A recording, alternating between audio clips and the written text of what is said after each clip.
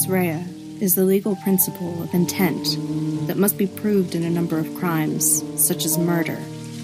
It means literally, the guilty mind. The Mens Rea podcast explores the most notorious crimes from Ireland and the UK, and the court cases that followed. Every fortnight, a new case is discussed. So if you like hard-hitting, in-depth true crime podcasts, head on over to Apple Podcasts or wherever you get your podcasts from, and subscribe to the Mens Rea podcast today.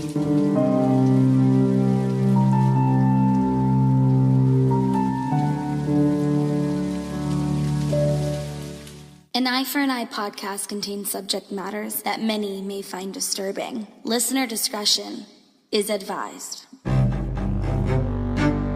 Welcome back, podcast lovers. Hey. This is your boy, Matty Ice, a.k.a. Matt. I'm here with Lisa. What up? My lovely co-host. And our lovely guest tonight, Kara. Say hi, Kara. Hello. A.k.a. They don't really care about us. Hey. We'd like to thank our sponsors for the show today, Studio. Studio wants to revolutionize the way people see headphones as not just a tech device, but as also an accessory.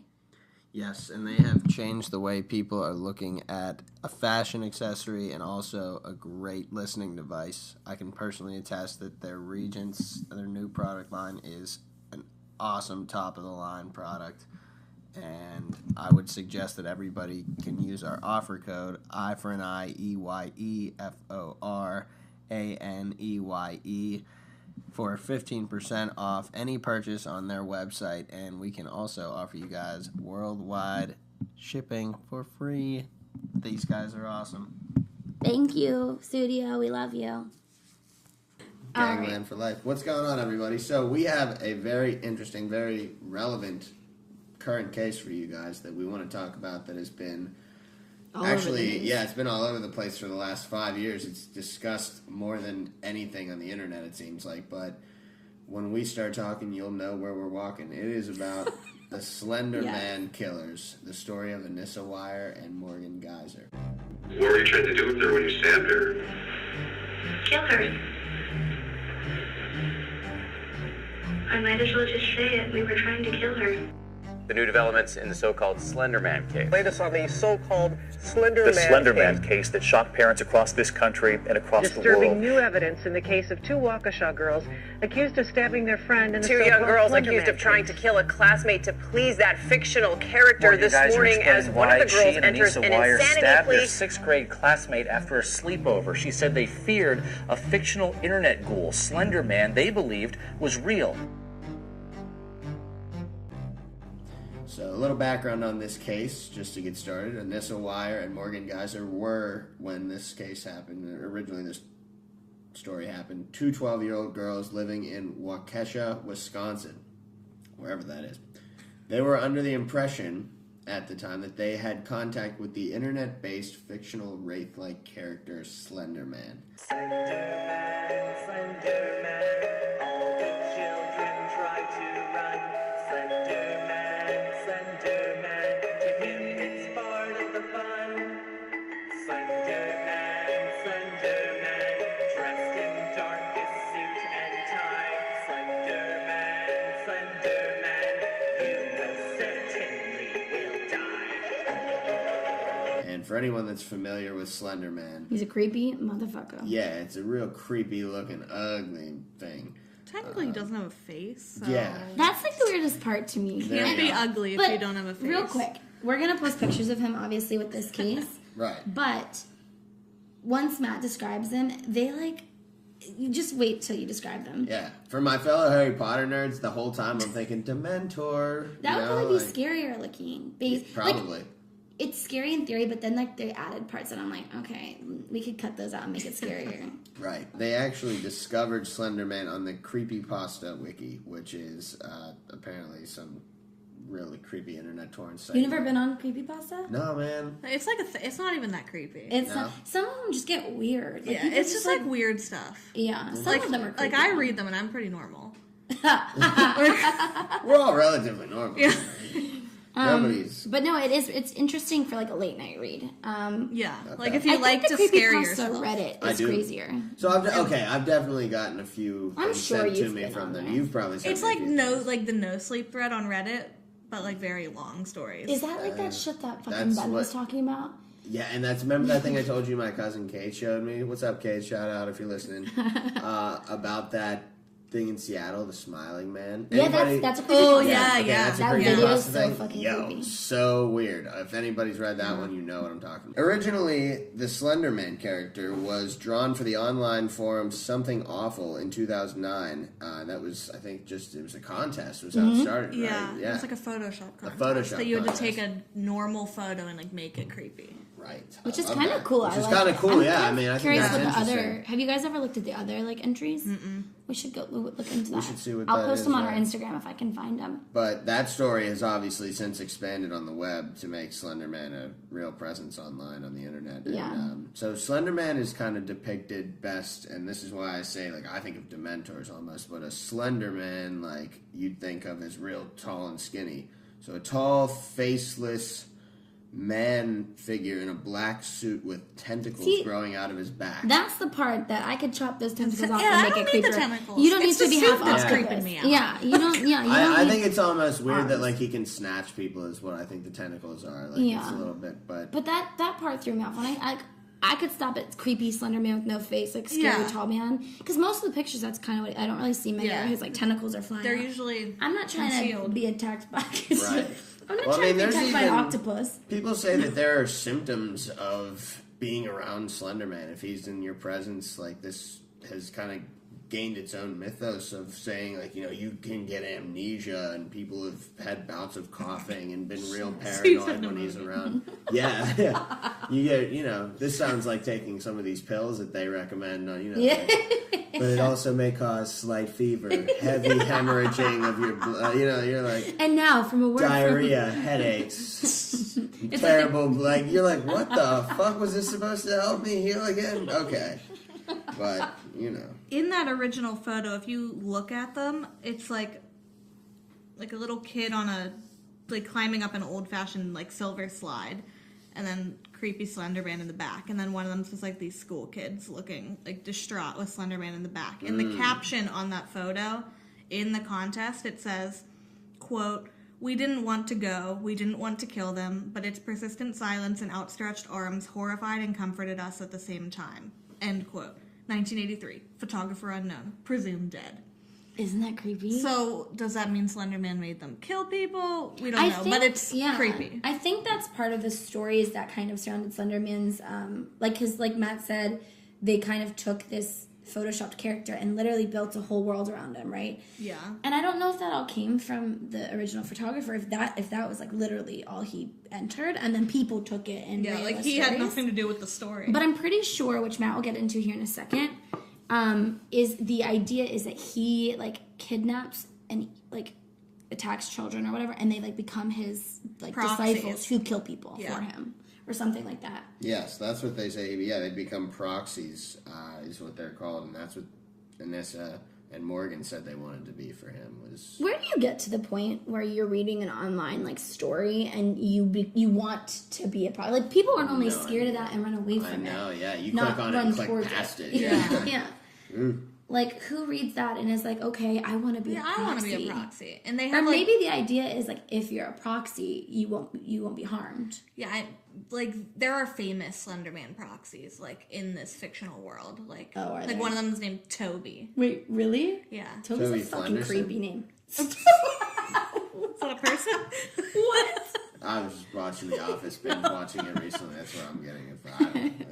Michael Scott would have agreed with me. But it's just so, yeah, like I just don't know where it would come from. Like, girl, like I like to talk about creepy shit my whole life, but I never was like, oh, I'd love to be part of the army of Slenderman's proxies. Yeah, I'd love to be one of the servants to this online fake thing. Like, what? But apparently they like didn't really realize because Yeah, they clearly We'll didn't see. think it was fake. Yeah, so yeah, as we said, they wanted to become proxies for him and prove his existence and prevent him from harming their families because allegedly that's what he was threatening to do. That he wanted to harm their families, and they were going to prevent that by being imagine proxies for him. Reading something and convincing yourself that it was that real, that this fucking character out of fucking Fantasyland was gonna come and hurt your family to the point where you're now plotting. Oh, you mad? I feel like it's actually kind of hard to fathom.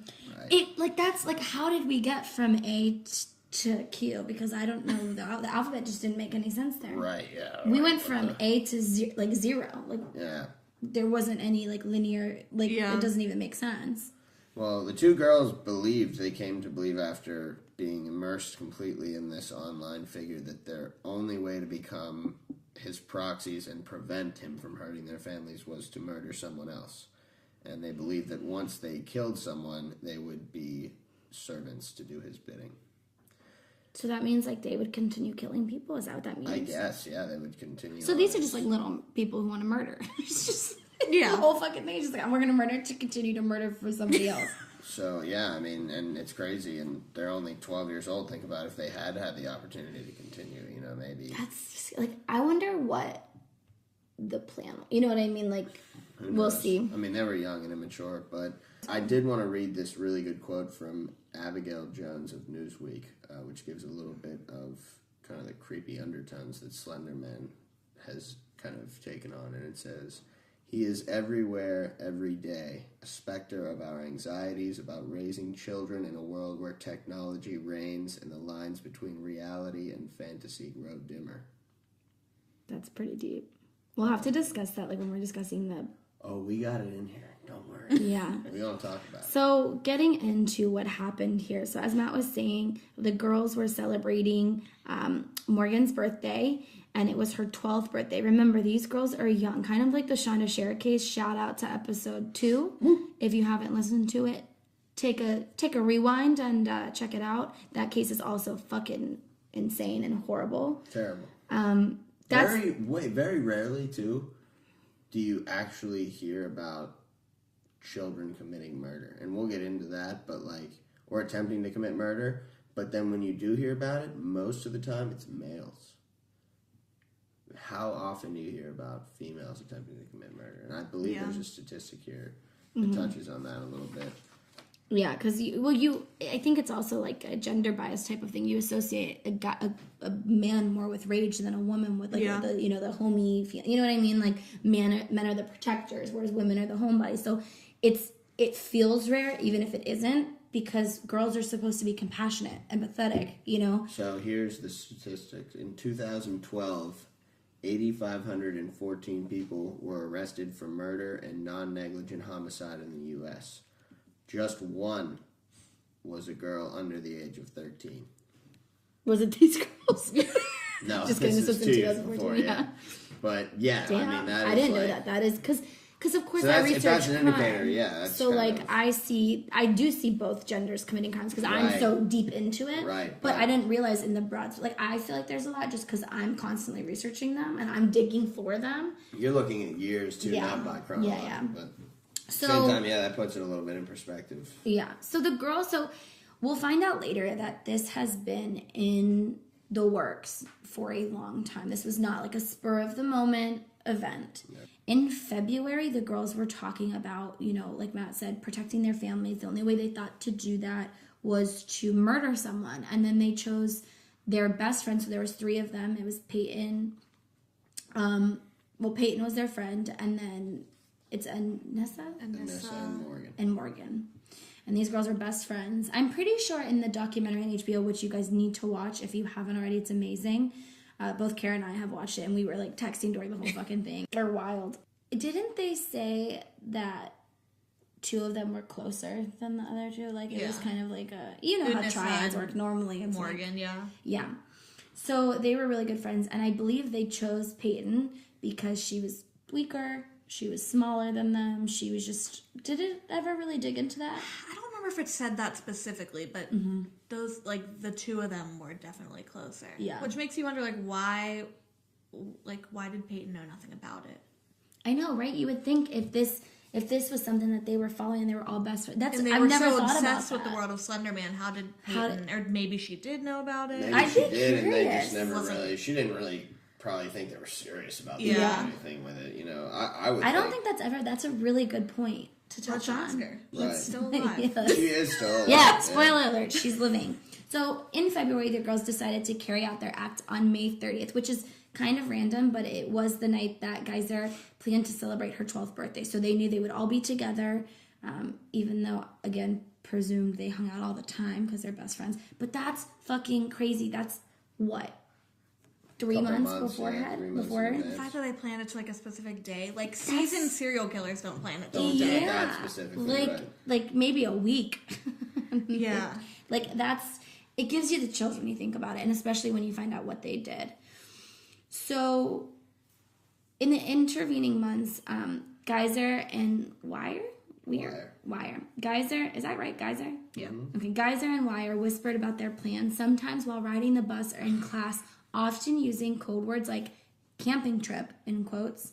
They referred to Nicollet National Forest in Wisconsin's Northwoods, where they believed Slenderman lived. So they believed that this Slenderman character was in their fucking national forest. Well, there's like it's a thing. It's like Slenderman Mansion. Oh, so like that's like. Well, it's not there specifically. Oh, I don't but think. Like it's known that he has a mansion in the woods somewhere, and they just happened to decide that it was in Wisconsin, in a national forest. Seems about right. They picked the spot closest to them. He knows his realty. Their house, yeah.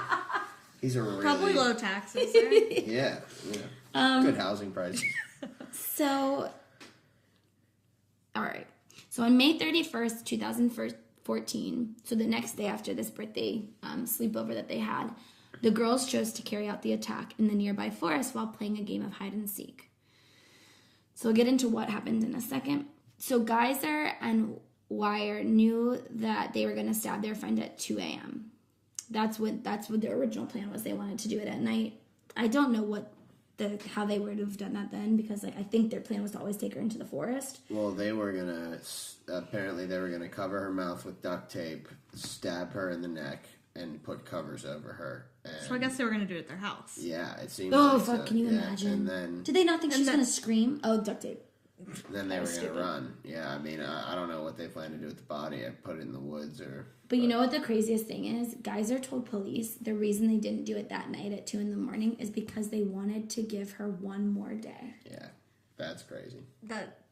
It's just fucking, it's horrible. It's all horrible, but thank God. Makes me think maybe they thought twice about it, but then they just went ahead with it. Well, it sounds like, not even that they thought twice. It's like they were just like, still, it's always a plan. It was always like, they were serious about it. That's the scary thing. I think that's more than anything, not that they thought twice, more that they were so serious that they were getting it down to the bone, like of what they were going to do. Right. So what ended up happening was they wanted to carry out the attack in a nearby forest. So they told their mom, like I said, we don't really remember which house they were staying at, but they told the mom that they were going to the nearby park to play hide and seek.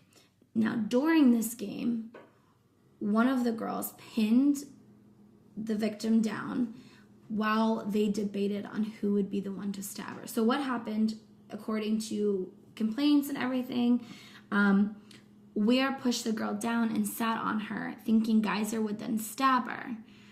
The victim, Peyton, started yelling, complaining that she couldn't breathe. So I remember in the documentary, they said they were playing hide and go seek. Was it in the daytime? Yeah. It was, It was during the day. And thank God, though, because if it wasn't, this probably wouldn't have ended up the way it did. But what happened was they wanted to play hide and go seek, and they said, okay, let's lay down here.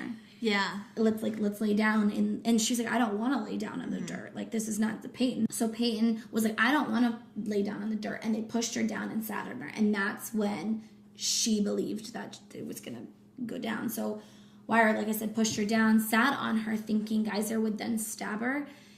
Of course, people, it's not like the fucking movies. People don't just go down without a fight. She was yelling, she was screaming, she was saying she couldn't breathe. So Wire got off of her, which is kind of bizarre, because if your plan is to kill her, she's saying she can't breathe. You can't breathe. Wouldn't you fucking stay there? Because it's helping you, I guess, in your end game.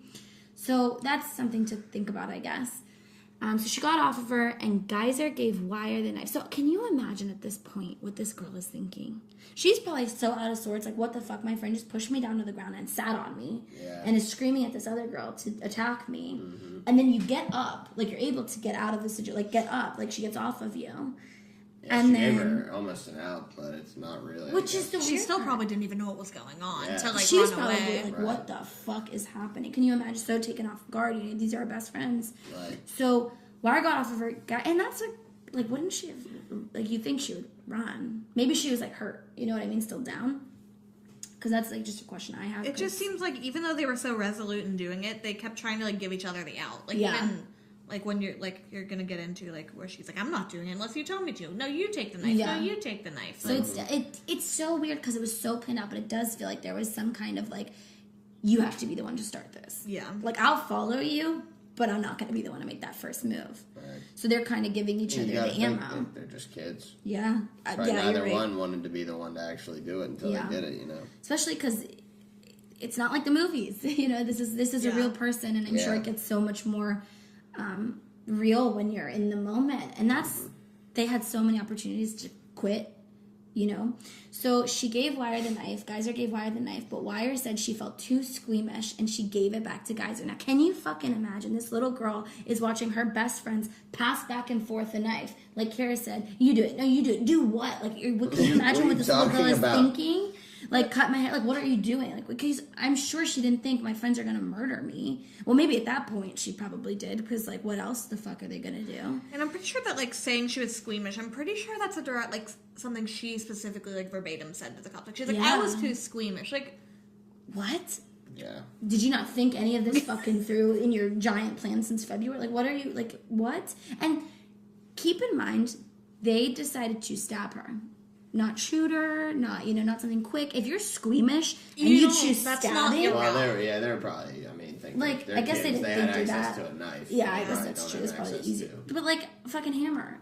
Okay, I'm getting gross. This is not. I should not be giving kids like ways to cut. So, anyways, so like Kara said, there was some banter back in between. Not banter, but there was some conversations between Anissa and Morgan, and basically. Morgan's Geyser, right? Mm-hmm. I'm such an idiot. Morgan said, I'm not going to until you tell me to, according to the criminal complaint. And the creepiest thing in the fucking world to hear from a 12-year-old's mouth, Anissa was like, go ballistic, go crazy, now. Morgan and I decided that we would make an attempt to fulfill the plan at the park. This was around 10 o'clock, I believe. We went to the park. I didn't realize that it was actually going to happen until Morgan lifted up her waistband and showed me the handle of the knife. We were just playing on the playground for a while. After a while, we went into the bathroom. Morgan told me to stab Peyton. I told her that I couldn't do it. She tried getting me to do it again. I told her that I couldn't do it. A while later, we went into the woods, and that's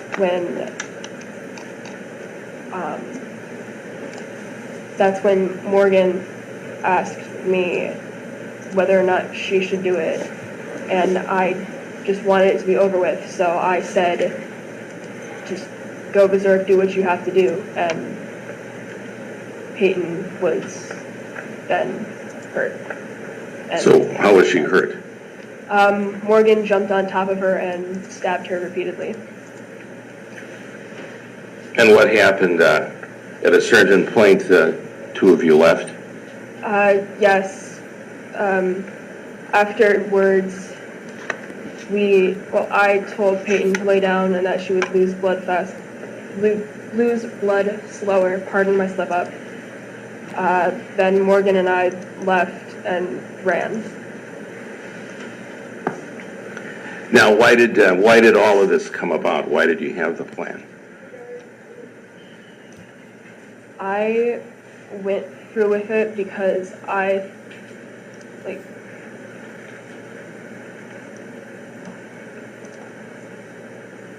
guess, okay, I'm sorry, could you restate the question? Well, why did you develop the plan to kill? We developed, okay, I thought I thought that it was just about proving that this fictional character existed. But I have no idea what Morgan's motivations were. I thought it was just about proving that something most people thought wasn't real was. So this is, and who are you talking about? The character? Right. Slenderman. Right. Why did, what motivated you to conclude that you had to kill someone in order to follow through with whatever program you had with Slenderman? It wasn't my idea. Morgan came to me one day telling me that we should prove that Slenderman existed, and I asked her how, and she said we had to kill somebody, and I said okay, because I thought it was just a joke, honestly. I didn't think it was actually going to happen, but it obviously did. We want to take a moment to thank our sponsors, Studio. Studio is a revolutionary company designed with you in mind. They want to revolutionize the way people see headphones as not just a tech device, but also an accessory. Currently, the headphone market can offer you one of two things, style or tech. Studio wanted to think of the consumer who wanted both, us. Fashionable headphones tend to lack the proper sound quality, and high-tech variations are bulky and not design-oriented, and not to mention, pretty expensive. Studio wants to bridge that gap. While emphasizing modern Scandinavian design, they also provide a product that matches the sound quality of even the highest rated headphones on the market for a fraction of the cost. With 24 plus hours of active battery life and 20 days of standby life, the perfect companion for you at home or on the go. Connect to any device via Bluetooth. If you're interested in getting a pair, which I highly recommend, especially if you like listening to our podcast on the go, we will have a link to their website in the show notes. But even better, if you use our discount code I4NI, that will give you 15% off any purchase. So that is discount code I4NI, EYEFORANEYE for 15% off any purchase, you guys. Best part is, they have free worldwide shipping. That's right, free. With a sleek design and high quality sound, how could you go wrong? Remember, I4NI gets you 15% off any purchase on their website. Their link will be in our show notes. At 15% off plus the free shipping, you're not going to find a better deal anywhere on the market. EYEFORANEYE for 15% off any purchase on their website right now. We love you guys. Thank you, Studio. Thanks, Studio. Geyser said to the police, this is so fucked up, stabby, stab, stab. Like, it's so funny, but it's not. It's just like it's such an innocent thing to say. It's just so. It just shows that they're children. You almost imagine her saying like "stabby, stab, stab." Like, well, you're talking about trying to kill. I wonder somebody. if I can find an audio clip of that because that was recorded. I think that's You can. I think they showed it in the documentary. So we'll insert that here. Yep. So Morgan Geyser later would say in a 2015 interview that she would have almost certainly hurt more people if Slenderman had asked her to. Now, after they had this back and forth saying, stabby, stab, stab, like go crazy, they fucking stabbed her. They stabbed Peyton 19 times. Oh. And like I said, stabbing is a personal attack, obviously. Your best friend's killing their best friend. Crimes of passion. And it's hard. It's not like the movies. It's not easy to stab someone. You have bones in your body. A lot of people who commit the act of stabbing somebody else like hurt themselves because it's not the way it happens in the movie. It's not something simple. Nope. And these are 12-year-old girls. That can't be a lot of strength. But anyways, they stabbed Peyton 19 times, piercing her liver, her pancreas, and stomach, barely missing an artery near her heart. I remember in the documentary, the doctor said, like, if it would have been, like, a centimeter, like a hair, to, like, one side, they would have pierced her carotid artery, I believe. They said. Yeah. The victim cried, or Peyton cried, according to what the girls told the police, of course, and Wire said that she remembered her screaming, "I hate you, I trusted you." And after the attack, Wire said that she and Geyser told the girl to lie down and be quiet and they would go get help. So after stabbing their best friend 19 times, she's screaming, she's crying, she's scared. I'm sure, she's in the middle of the woods, probably so disoriented with all of this. They told her to lie down and be quiet and they would go get help. Now, I'm sure at this fucking point, this little girl is like, no, you fucking won't. Like, what is happening? And the resilience this little girl had is incredible. So what happened is Wire and Geyser ran. They obviously were never going to go get help. The whole intention of this attack was to kill Peyton. And it was their hope that Peyton would die and that they would see that Slender now existed in the forest of wherever the fuck it was. Where was it? Nicollet National Forest. In Wisconsin.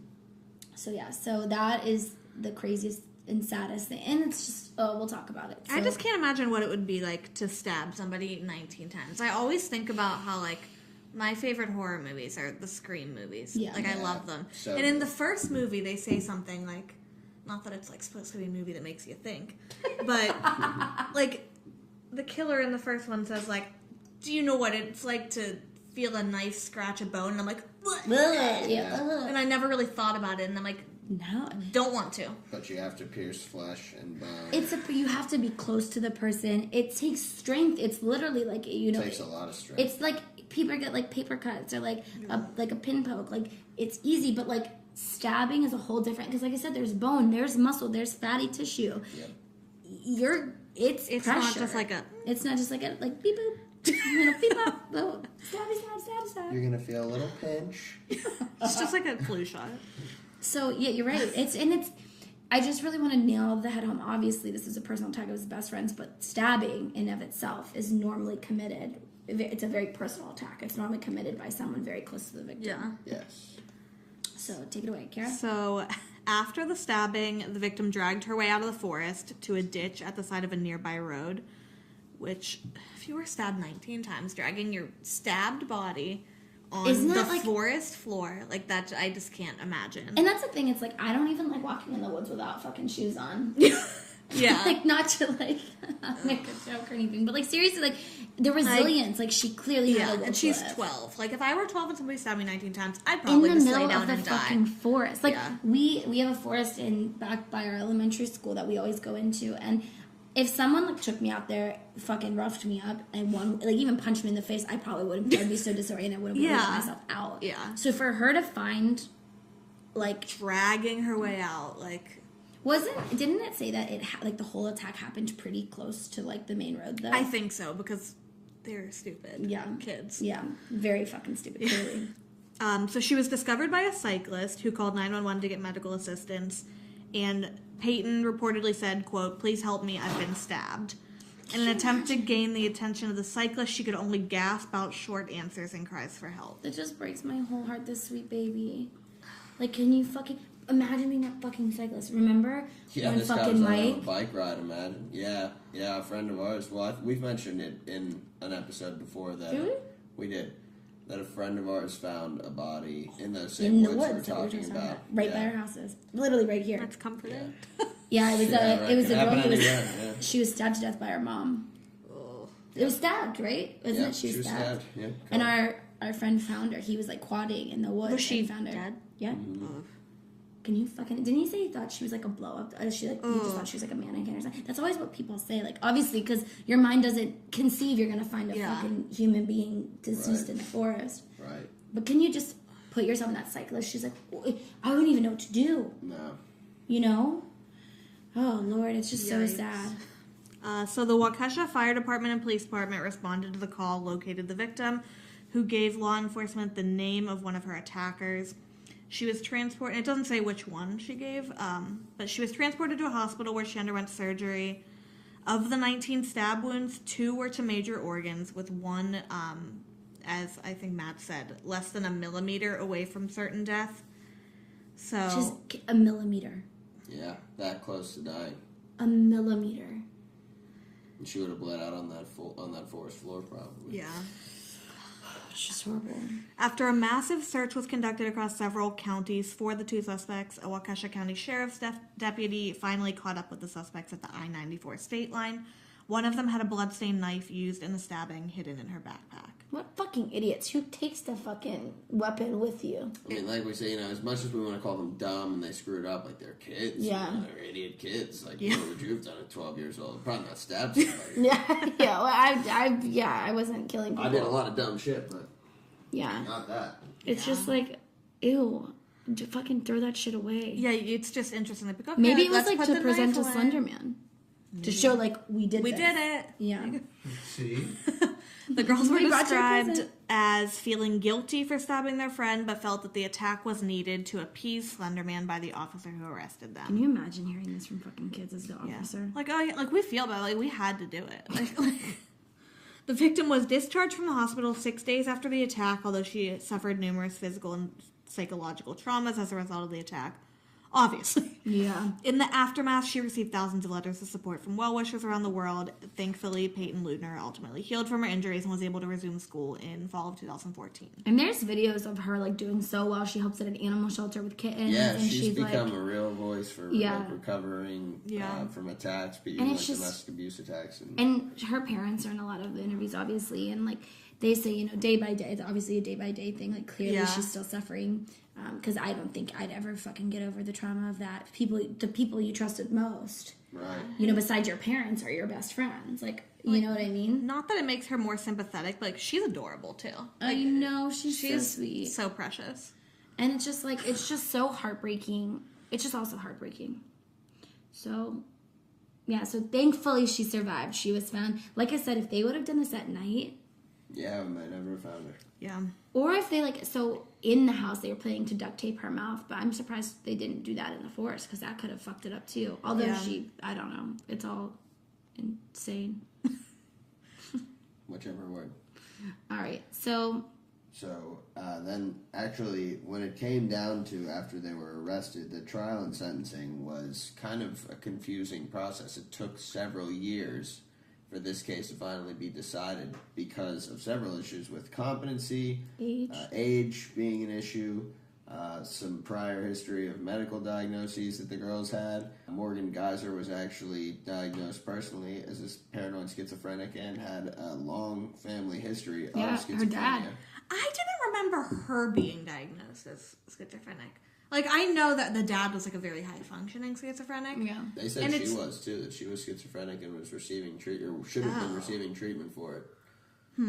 I do remember, I think I remember hearing that because of her dad. Yeah, and you would think that they would, I mean, obviously not in any way the parents' fault or responsibility, but you would think that they'd be able to recognize those symptoms being that the dad had it. Well, and also it's like, it's not they could have never perceived this would happen, but like at the same time, aren't you monitoring what your kids are doing? Like they fucking were planning this since February. How much time are they spending on the internet? Honestly, right? That's a question. Like you had no idea that your kids were like that, because like so to think about it like this, it's like okay, they were so obsessed with the Slenderman character, so they've had to have talked about him. Mm-hmm. You know, if it was an obsession, if it was something they actually believed was real, you would have to. It probably came up. I mean, like think about the things you're obsessed with. You talk about them. Murder. Hayam. Like, we talk about Hayam. Like, so it's like, it's one of those things where, how could this have gone? Maybe they thought, like, oh, she's just a kid. Like, she's obviously never going to, like, do anything. Or they probably heard the name Slenderman and then didn't think anything else because they didn't know the story. It doesn't sound, like, particularly malicious. Yeah. But, yeah. So there was some diagnoses of paranoid schizophrenia in her family as well as with her.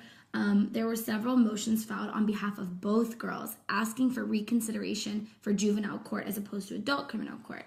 And now, a conviction on first-degree charges in an adult court could result in a sentence of up to 45 years in a state prison, whereas a conviction in a juvenile court could lead to 3 years incarceration and then supervision till the age of 18. So there is a huge difference in the sentencing factors, and that's why their attorneys were pushing for the juvenile court since they were kids as opposed to adult criminal court.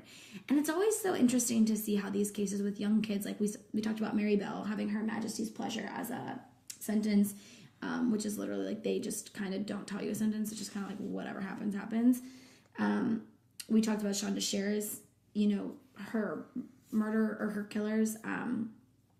It's so interesting to see when people are tried as an adult and when people are tried as a child or a youth. So both girls were eventually found competent to stand trial as adults. So I guess there is some kind of like procedure to go through, like a testing or psychological evaluation to decide if you should be charged as adult, right? Is that how that works? Yes, yeah. I mean, typically it's court-ordered therapy sessions and multiple psychiatrists evaluate you. Do you know like how they make a distinction between whether to try someone as a juvenile or adult, or is it just kind of like up to the judge? Based on the statutes that are in place, based on the crime they commit, usually it's up to the judge. So it's like, depending on the crime, kind of? I mean, it can vary based on, what the crime was, where it takes place. Yeah. Some states, in Texas, they don't care. You kill somebody, 0. You could be 12 years old and they're going to try you as an adult as long as you're not totally batshit. Yeah. Even then, they still might. Yeah. But then there's other places where, there are laws in place for children where, honestly, some of them are far too lenient. Yeah. New York has been known to be like that for a long time. To be really lenient? Recently, they kind of amended their laws. But, for a while, they were very lenient on child killers especially. But child psychiatry has been much more advanced recently, obviously.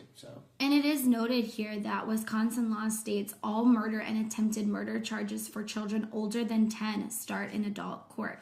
A 10-year-old's what? Fourth grade? 5th grade, maybe, yeah.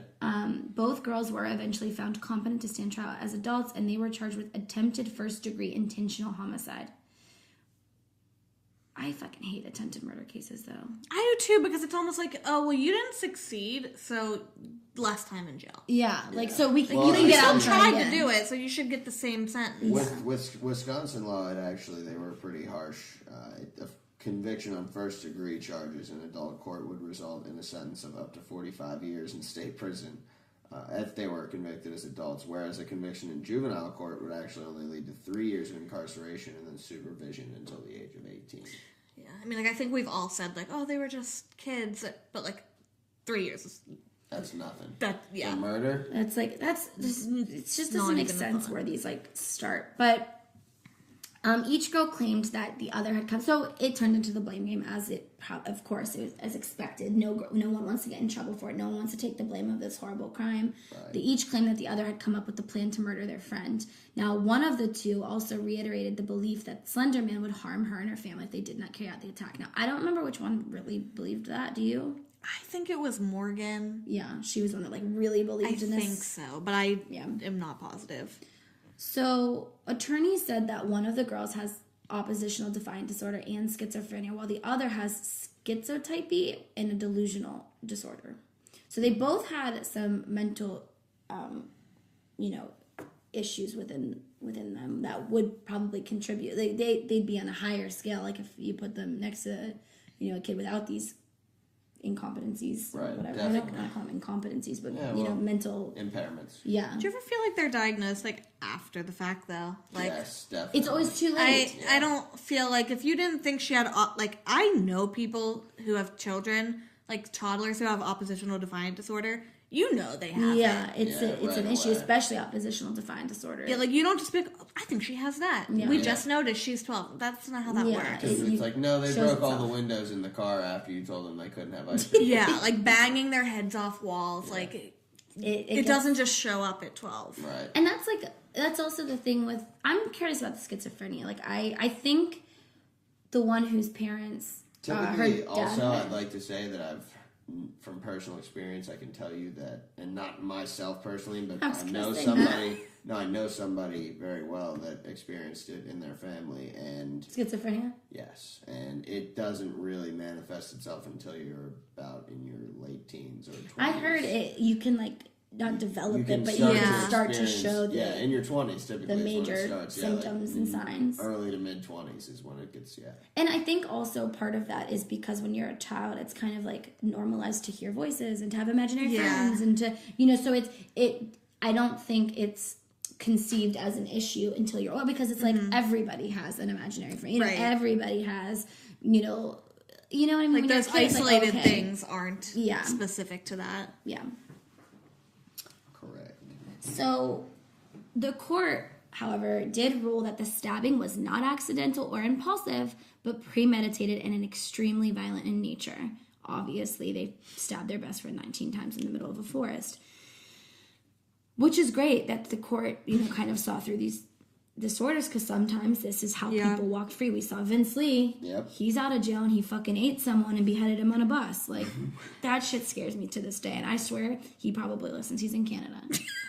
He's probably listening. Are you listening, Vince? Shout us out. Say what's up, Vinny. Oh, God, we're going to be next.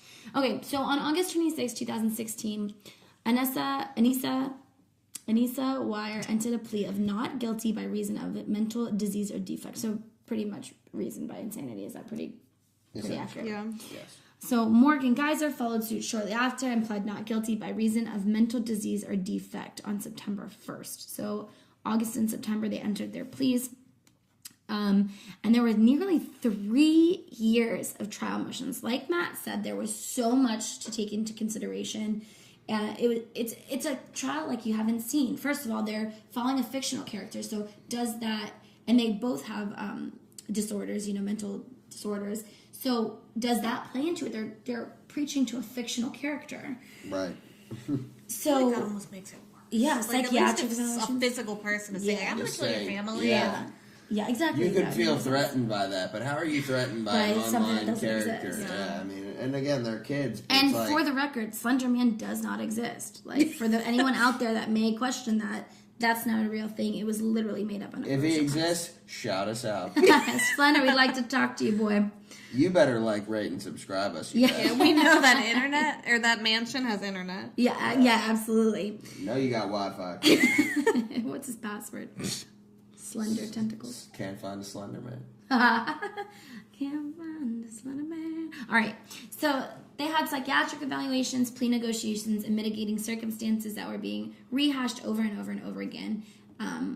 Because so many hearings scheduled. Think about how many times they had to have. Well, when we said at the beginning of the show, this is still in the news. Right. Just recently is when they got sentenced. So you have to think this happened, 2013?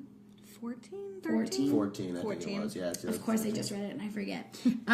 2014. It's 2018, and we're still talking about this case. One, because it blows the minds out of every fucking person ever, because it's so inconceivable that 2 little girls tried to fucking viciously murder their best friend. Well, today is February 25th. They were sentenced on February 1st of 2000. Oh shit! It was that recently? Yeah. This year, yeah. Of this year. So that's 5 years almost it's spanning that they've been deciding what's going to happen. And we were talking before we started recording, because I was curious. I figured this was the case, but in those 3 years, of course, they've spent time in juvenile hall, is what we believe that they were, obviously they're not roaming the streets or hanging out with their family, especially when the one said we'd kill more people, because that's what the point of all of this was. So basically they were just okay with being killers because they killed someone to become killers for somebody else, like we talked about. So so between 2014 and 2018, this just went on and on and on. One of the girls, Anissa, pleaded guilty to being a party to attempted second-degree homicide, but claimed she was not responsible for her actions on the grounds of insanity, although prosecutors alleged that she knew what she was doing wrong. And the jury on September 15, 2017 determined that she was not guilty by mental disease or defect and would serve a minimum of 3 years in a mental hospital.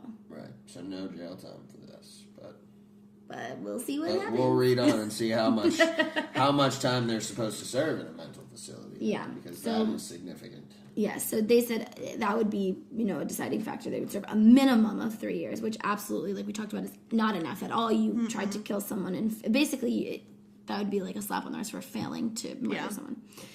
On September 29th, 2017, the second girl, Morgan, arranged a plea deal with prosecutors. I hate plea deals, but I understand them, but I hate them. Yeah. I just hate them, because sometimes it really fucking changes the case. It seems like, but yeah. As part of the deal, Geyser would not go to trial and would be reevaluated by psychiatrists to determine how long she should be placed in a mental hospital. According to one source, she would be required to spend at least 3 more years in the hospital. So that's 6 years now? On October 7, 2017, she pleaded guilty and was found not guilty by reason of mental disease or defect. So how's that work? She pled guilty and then she was found not guilty? Yeah, so she pleaded guilty to a lesser charge and was found not guilty of attempted murder, yeah. Gotcha. So basically, the jury agreed that they both needed to spend time in a mental facility as opposed to jail. It's pretty much, because that's what it came down to. Clearly, they were going to go one of 2 places. It's either jail or a mental facility, and I'm pretty sure that is what the jury were looking at, which I don't necessarily disagree, and we'll talk about that here in a second. So on December 21st, 2017, Anissa was sentenced to up to 25 years in a state mental institution. she will have to serve a minimum of 3 more years at a state hospital and then remain under state supervision for the rest of the sentence. So I'm not really sure what that means. Can we go over that for a second real quick? What does that mean for the rest of this? So she up to 20, so she could get out minimum between of 3 and 3 years, 25. up to 25 So years. if she served 5 years, she still would have to be supervised for the remaining Yes. to up to 25 years. Yes. Okay, so When do they determine like what the minimum is? That's what I'd like. Like to when know. you hit 3 years, like you should stay a little longer. Well, typically there are sentencing guidelines, so it says the minimum of 3. But I mean, yeah, maybe they'll decide based on how she performs in And psychiatric I think it's evaluation. a lot to do with the psychiatrist because I know with Vince Lee, his therapist and stuff deemed him. Yeah. You know, he was stable. He was on the right, concoction of medications to keep him stabilized and not be a threat. And so I think that's the deciding factor, although I don't agree with them at all. But because you have to think, especially in Vince Lee's case, this might be what happens with these girls. He's not supervised anymore. Like, he was supervised up to a point, and then they don't supervise you anymore. So at that point, it's like, who's there saying you need to take your medicine? Because a lot of the times when you have, mental instabilities or chemical imbalances in the brain, and you have a concoction of medicine, once it makes you feel better, you don't feel like you need to take it anymore because you're better, right? And so then they don't, and then their symptoms come right back, and they can't recognize that because they're not in a healthy place. And then you murder people and at then Rail Slenderman's back. And then Slenderman comes back to visit your family and chop everybody to bits. Yeah. So that's something to think about. Now, on February 1st, like Matt said, literally, what's today's date? 25th. 24 days ago, Morgan was sentenced to the maximum of 40 years in a state mental institution. Despite hearing testimony from several doctors stating that Geyser had made significant progress after being diagnosed with schizophrenia and psychotic spectrum disorder, Judge Michael Boren still felt that she was a continued danger to both herself and the community. I don't disagree. One doctor who testified for the prosecution stated that Geyser still continued to hear voices as recently as September 2017, and that is something that obviously needs to be taken into consideration. Now, she may be eligible for conditional release prior to completing the maximum of 40 years, which I'm guessing will happen. But if she serves the full 40 years, she'd be 55 when she completes her sentence. So they kind of threw down the hammer on her. Yeah. She's spending most of her life in correctional facility. Do you think she has that? Because it's a maximum, but she didn't get him. Like, where's the minimum? Do you think it's 3 to 40 years for her as well? Or is it... doesn't seem like it. Yeah. It sounds like she's not getting out. I don't know if they really gave her the same minimum of the time frame. Like, you're going to spend a lot of time. Maybe that's like the Queen sentence, until we please. Yeah, the pleasing the Queen. So, let's go over some things. Let's talk about it. Just to recap really quick, Anissa was sentenced to 25 years in up to 25 years in a mental institution. She has to serve a minimum of 3 years. Morgan was sentenced to a maximum of 40 years. We weren't given a minimum, so presumably she's going to be spending a lot of time in prison. So do we believe that these girls should be tried as adults or children? Let's talk about it. I say definitely adults, just because the sentencing... I mean, not that the sentencing for Anissa is that different. It's 3 years minimum and supervision. Yeah. Well, that's basically what she got. Yeah. But can you imagine you attempted to murder somebody and then 3 years later you're like, well, I'm going to college. And then 18 and then wiped clean. Yeah, it just isn't. I almost do agree that if you kill anybody, you should be tried as an adult. Oh, 100%. Or attempt agree. to, yeah. Unless it's in self-defense, yes. Right. So what do you think, Matt? It's tough for me because they were so young to say that they should be tried as adults, and I think 10 years old in Wisconsin is, quite frankly, way too young. I mean, at the age of 10, you could accidentally do something stupid, but I don't think you could ever, screw up having a knife, bringing it with you, planning for months. Planning it for months. So it's tough to say that they should have been tried as adults, but at the same time, they definitely had a lot of thought and time behind this. It wasn't just like it. See, that's the thing for me. That's where I'm caught up. It's like, okay, yes, they were kids, but this was so fucking detailed and planned out to the date. And they actually, like, in February, they planned this date, and they actually went through with it on that date. Yeah, that's not just like kids being kids anymore. Yeah. And then that's when you have to kind of figure, okay, that's more of an adult mentality. I can barely plan shit, and I'm 24. You know what I mean? Right. It's like these kids literally made a plan 3 fucking months in advance and then went through with it on the exact day. Yeah. You know, it was literally like they knew the date and they stuck with it. Because like you said, serial killers aren't even that, you know, meticulous. With their planning, yeah. And like, and that, they're more impulsive than these 2 little girls. Exactly. Right, and that's the thing. It's like, it feels like every second was planned. And obviously there was a little bit of hesitation or seeming, you know, some kind of, you know, mental like back and forth with both of them. They still did it. But they still did it on the fucking day that they planned. So Matt, you said 10 is too less, but what about these 12-year-olds? Should they be tried as an adult in this case? I think I agree with Kara that the sentencing for a juvenile just doesn't make sense in this case. Yeah, so I would say yes, only because of the sentencing. It's only... And I'm sure that was the factor behind it, obviously. Right. They looked at the 2 options. Right. And then they said, okay, they absolutely are not ready to get out of jail when they're 18. Yeah. You know, they won't be stable by then, so... So was there psychological... Was there psychological makeup considered heavily enough? So... Like we said, there was oppositional defiance disorder, schizophrenia. What was the other? There was just a plethora kind of spectrum situation. Yeah. And that's a really good question to think about because those do need to be considered, right? If you're not, and although like a lot of the time, I'm kind of like, a lot of people suffer with mental illness and are not victims. They're not killing. Like, I mean, at the end of the day, it doesn't matter. Like, it doesn't excuse it. It doesn't. And that's something that is such, especially with the recent school shootings and everything, people are trying to blame mental illness. And yes, that's probably a factor in some of these cases. But the statistics show that when you have a mental illness, you are more likely to be the victim of a crime rather than the perpetrator.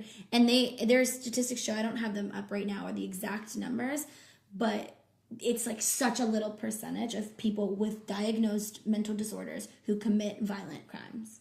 It's a very, very small percentage, and yet people throw on mentally ill. And I want to clear that up. I think when I talk about mental illness, at least for myself personally, and I think this is what it's a tribute to, being able to empathize and care for others and have those feelings.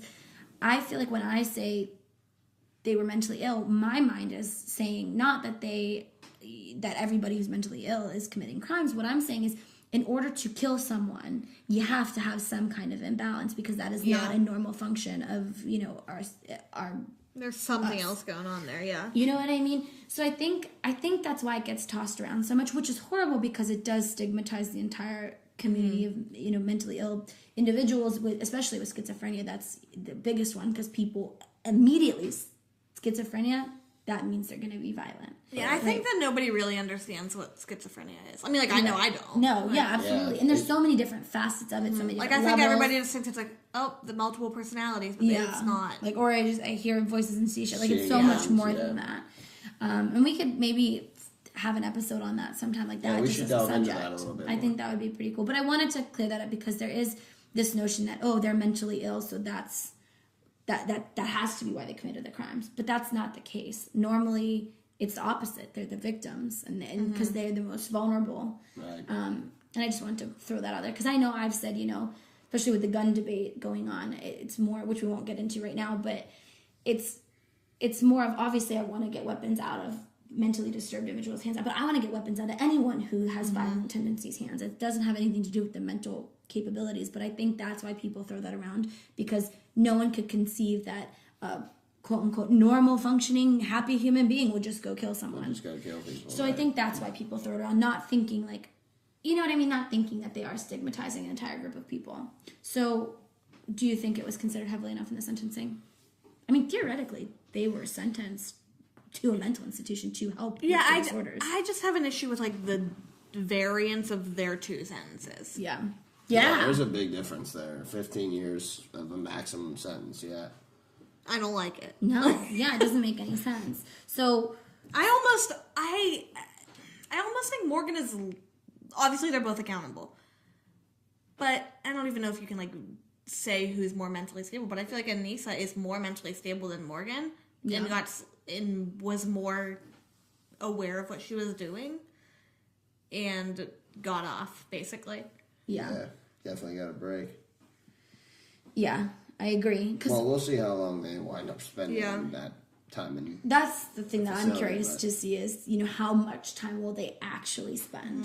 So I think it was considered pretty heavily. I mean, I don't think it really, I don't, like Kara said, I don't think it should, like I said, a lot of mentally ill people fucking function normally and don't kill people. That's like most of them, you know what I mean? Like right, this is a small percentage of people who are violent. So I almost feel like it's just, I get if you completely like black the fuck out and like something wild is going on inside of your brain and telling you to do things or whatever the case may be, why that would play a factor. But I don't understand why mental illness is like a scapegoat for people. Yeah. It doesn't make sense when you killed someone. Mental illness shouldn't matter because, like I've said, there's a million mentally ill people billions who aren't fucking chopping heads off of people or stabbing their best friends in the forest. So what do you think about the mental illness part of this case? I think they definitely took it under consideration, and I think it might have been the final deciding factor for both of them as to why they spent time in a mental health facility as opposed to a correctional facility. Yeah.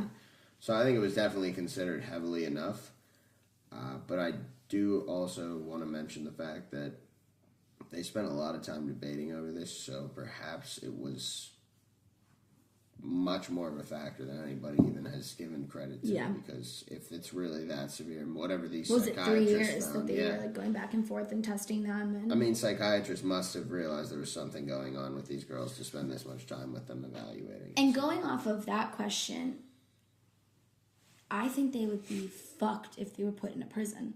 Oh, yeah. You know what I mean? Like, I think that'd be a danger That's to the end of themselves, their lives, everyone else.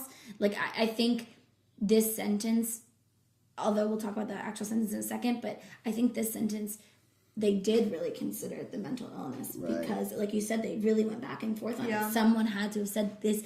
It would not be safe for them to be in a prison. So then let's ask the more difficult question. How much do we account for Slenderman in all this? Like how much? How accountable can you hold somebody who that's doesn't what I mean. exist? But that's my question. Is well, that's like people who this are like isn't video a real games. thing, but these kids were so convinced. Like, how much do we have to? I guess so. Maybe not Slenderman, but like the internet. I mean, if you watch Beware the Slenderman, the HBO documentary, which you need to watch it. The kids who they interview other kids who like are into that shit, and they're in it. Like they really immerse themselves. It's kind of like being they in one of totally those, like, believe it. Yeah. I mean, and then my next question was, do you believe they really thought that this figure was real? And if so, how can we not take into account their lack of ability to discern right from wrong as a result of that? That's why it's so fucking hard. It's hard to conceive in my brain that they know, believe that this was they real. thought it was real. They were did. dead honestly convinced, like, yeah, this thing told us to do this, so we went out It was here a mansion fucking forest. Yeah, and we wanted to be his proxy so that they wouldn't kill our families. Like, what to the point where they tried to kill someone. Right. I wonder, like, what they... I mean, we were a little bit talking about this before we started recording, but, like, so much of the Slenderman stuff is, like, grossly related to, like, sex. And I wonder if that played any part of it. Yeah. Yeah. They were very young. They, like, young, fantasize this character. Mm-hmm. But they're just at that age of development where they're starting to talk like, about okay, it let's and, think like, about get it. into We've all been fucking 12 years old, obviously. Right. We had internet, and we've all been accessing. It was way different. It was different. We were on the internet, yeah. But like that's the thing. Did you believe your Neopets were real? Like, I did not. You know what I mean? It's like, did you know what I mean? I mean, I'm sure I've seen a Photoshop picture. I would thought have it was really real. liked to have found Hogwarts if it was real and gotten that letter. That, it's almost the same thing. Like, if somebody kids writing letters tries, to Hogwarts. Right, but... You know, Santa never came after I turned, like, 10, so... You know, I was that Jew that always knew whatever. Santa wasn't there. Asshole. As long as you didn't tell anybody, you were fine. But, my dad told me, he was like, you think, and how he said it was great. Just a little sidebar on this. He said, you think we're really going to let some big fat dude in a red suit come in the house in the middle of the night? He'd be shot. That's how he said it. Yeah, I was He'd like... be shot. Matt would come out with I a was machete. like, wow, yeah, true. That would definitely never be cool. Like, even if he was, like, a jolly guy. It would I'm just trying to think, like I said, I never had, like, a Santa Claus, anything to believe in. I didn't believe in the tooth fairy. Like, my parents were always just like... Here's mine. But I guess it is kind of the same. Obviously, this is a jolly figure, and we're talking about stuff from Santa's coming from your parents. Yeah. Right. These kids' parents aren't sitting down and like, this is Slenderman. He wants you to murder people. Slenderman wants you to kill people or we're going to die. But, like, have you ever read something online that you truly believed was real and then you found out later that it wasn't? I mean, we have that fake news world that we live in now where it's like things do circulate that aren't real. Most often not really by credible sources, and like as when we thought Charles Manson died the first time. Oh my gosh, yeah, our coworker tried to convince us that good old Manson like a year passed ago. away, and we were like, no, we're pretty sure he's alive, and they were like, no, he died, and I'm like, Karen and I were like we're literally sure he's like living. He's dead, yeah. Like, it would be all over but now he actually is dead, so she's right. So R.I.P. But not really. I don't really care. Yeah, bitch. So, but like that's the thing. It's like, do you think these girls really did believe this figure was real, or do you think they wanted to believe he was real? I think they believed it, but I think that it had to do with schizophrenia and other factors. Yeah. Because me as a 12-year-old who is not schizophrenic, if I sat down and read that, I'd be like, maybe think it's creepy, maybe be afraid to sleep at night. Yeah, but I wouldn't dream be type of thing, not like a real life figure. There's a difference between being afraid of something and thinking it's real. Yeah. And I guess, like, they looked at this picture, and because it was cropped into a real picture, it looked more, I guess, believable. I don't know. What do you think? I think they definitely believed it was real. I mean, no matter what they... Do you think there are other kids out there that, like, still believe this guy's real? Yes. Yeah. Definitely. I mean, that's I hope their parents sit them fucking down. I think there was another murder. Yeah, Kara's convinced there's another murder. If there was, we'd love to hear more about it. So I swear there was, but... And we'll update you if Kara ever figures it out with the Google. All right. I'll work on it. Let's get down to the nitty gritty here. Eye for an eye. Was this a fair sentence for nearly murdering their friend and stabbing her 19 times? And leaving her to die, mind you. They had ample opportunity to turn around, fix it, to stop, to not go through with it. Like we said, they planned this for 3 fucking months, maybe even longer.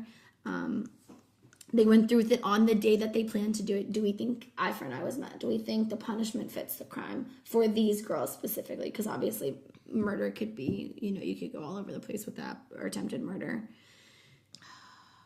40 years in a mental institution? Yeah. 3? No. Yeah. If they both would have gotten Morgan's sentence, I think I would say yeah. Yeah, let's go over case by case. Because why the fuck are they sentenced so differently? I want to know what went into that. Yeah, I'm curious as to why they had them sentenced differently. Do you think it's because... So Morgan was the one sentenced to 40 years.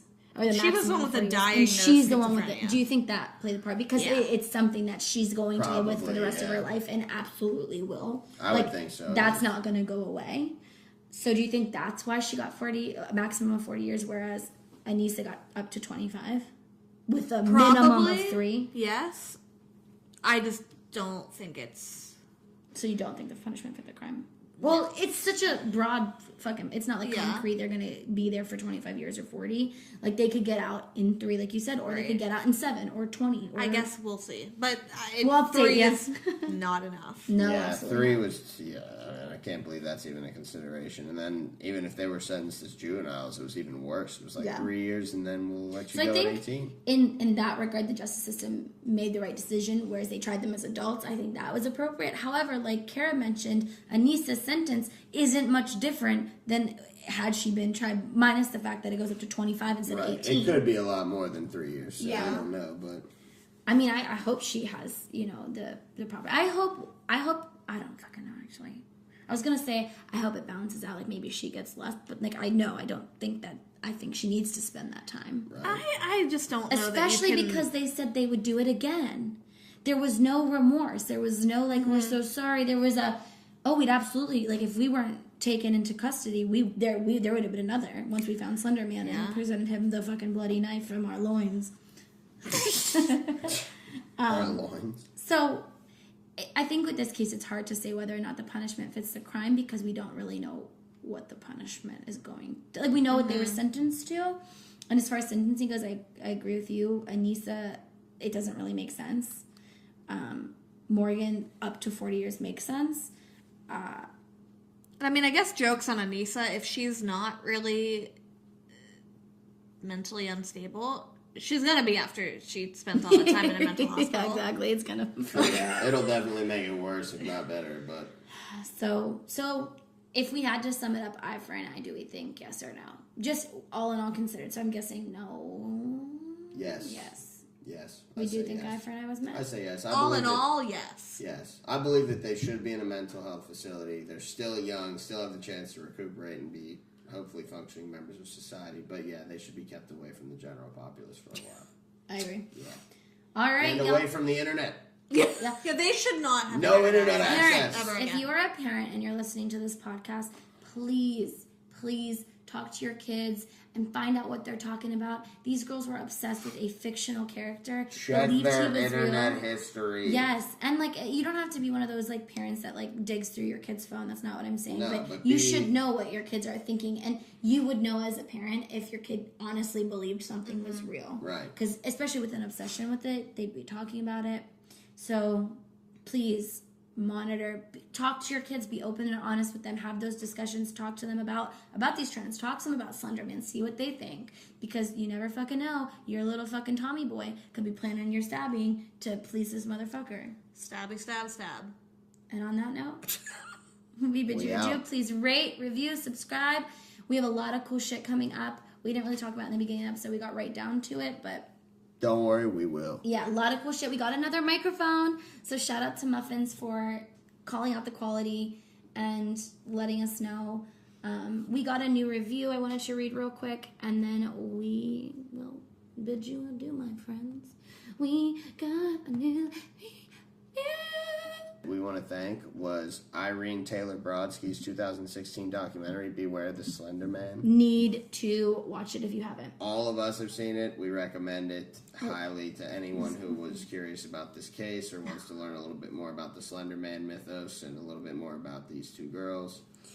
Absolutely. No, it's a really great documentary. Really good documentary. And it interviews their parents. Yeah. Their parents are if you Google this case as well, ABC did a 2020 special on it recently because it's just back in the news again. And it's just watch all of these. It's so interesting and so informative if you're a parent. I mean, I'm not a parent. Thank fucking God, because I don't want to deal with my kid fucking attacking someone. Lord knows my kids are going to come out special as hell.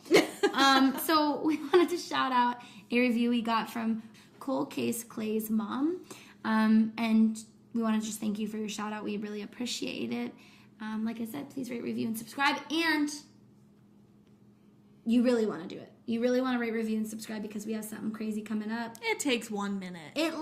Literally 1 minute. 1 minute of your time, baby. That's all we're asking for. We're not asking you to give us all the praise. Give us real feedback. We want to hear it. If you don't like the show, tell us why. What we can fix. What would make you come back. If you love the show, tell us what you hate. Still. I'm just kidding. Tell us what you love, what you like. Tell us what you love. With that, stabby stab stab. Keep it real. We love you guys. Bye. Can't find the Slenderman. Can't find the Slenderman.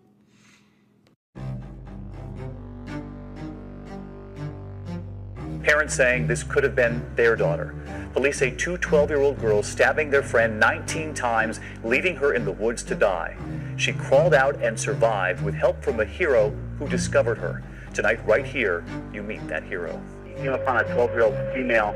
She appears to be stabbed. She appears to be what? Stabbed. Stabbed? Correct. Greg Steinberg was riding his bike that morning on a path that had actually been chained off. It was pure chance that he came this way. Sir, are you with her right now? Yes. Is she awake? She's awake. Is there any bleeding going on? Her clothing has got blood on it. Okay, and you found her and she was just laying there? Yes. And you were biking by and she says to you what? Could you help me, please? I've been stabbed multiple times. I got out my cell phone. I was shaking and dialed 911. I just stayed with the 911 operator and I offered her water because I had a water bottle on my bike. The other thing she said was she's having trouble breathing. To let Ella and her family know I'm sorry. Never meant this to happen. I hope that she's doing well.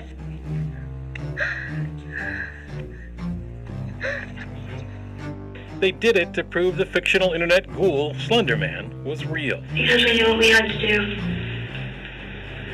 We led her there and tricked her.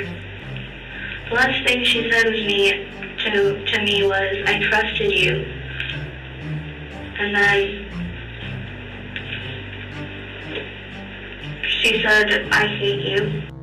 Two 12-year-old girls allegedly stabbed their friend 19 times. Their alleged inspiration, this, a quest to please this fictional and, quite honestly, creepy Slenderman, a character in horror stories they read online.